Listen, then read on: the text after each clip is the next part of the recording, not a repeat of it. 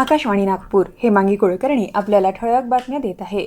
मौखिक आरोग्य दिवस आज पाळला जातो आहे. केंद्रीय आरोग्य आणि कुटुंब कल्याण मंत्री जे.पी. नड्डा यांनी यानिमित्त समाज माध्यमावर दिलेल्या संदेशात लोकांना तोंडाच्या स्वच्छतेच्या चांगल्या सवयी अंगीकारण्याचं आवाहन केलं आहे. आपलं हास्य सुदृढ आणि निरोगी ठेवण्यासाठी दात व्यवस्थित घासणं, साखरेचे पदार्थ मर्यादित प्रमाणात खाणं आणि दातांची नियमित तपासणी करून घेणं यासारख्या साध्या कृतींच्या महत्त्वावर त्यांनी भर दिला आहे. नागरिकांनी दररोज तोंडाची योग्य स्वच्छता करण्याचा संकल्प करावा असं आवाहन त्यांनी केलं आहे.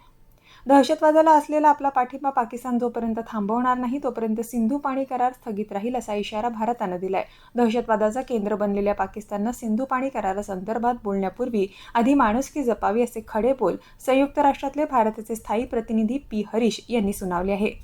कुशल मनुष्यबळासाठी वाढती जागतिक स्पर्धा लक्षात घेता अमेरिकेत उच्च शिक्षण घेतलेल्या परदेशी विद्यार्थ्यांसाठीच्या OPT या कार्यक्रमाला पाठिंबा देण्याबाबतचे एक द्विपक्षीय विधेयक अमेरिकेच्या संसदेत नुकतंच मांडण्यात आलं.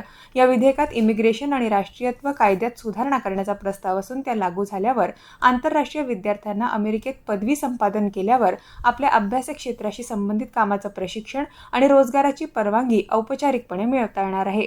भारतीय सैन्यातील निवृत्त लष्करी अधिकारी मेजर हेमंत जकाते यांची श्रद्धांजली सभा उद्या 21 मार्च रोजी आयोजित करण्यात आली आहे. वर्धा रोडवरील एनरिको हाईट्स दुसऱ्या माळ्यावर सकाळी 10 वाजता ही सभा होईल. यावेळी केंद्रीय मंत्री नितीन गडकरी यांची प्रमुख उपस्थिती राहील. जकाते यांचे नातेवाईक, मित्रपरिवार आदी मंडळी देखील प्रामुख्यानं उपस्थित असतील.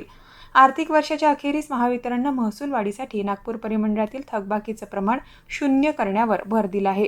घरगुती, वाणिज्यिक आणि औद्योगिक अशा सर्वच श्रेणीतील ग्राहकांकडे जुन्या आणि चालू थकबाकीची वसुली येत्या 31 मार्चपर्यंत पूर्ण करण्याचे स्पष्ट निर्देश महावितरणचे संचालक राजेंद्र पवार यांनी दिले आहे. याबरोबरच हे ठळक बातमीपत्र संपलं. यापुढील ठळक बातमीपत्र रात्री 8:42 ऐकता येईल. नमस्कार.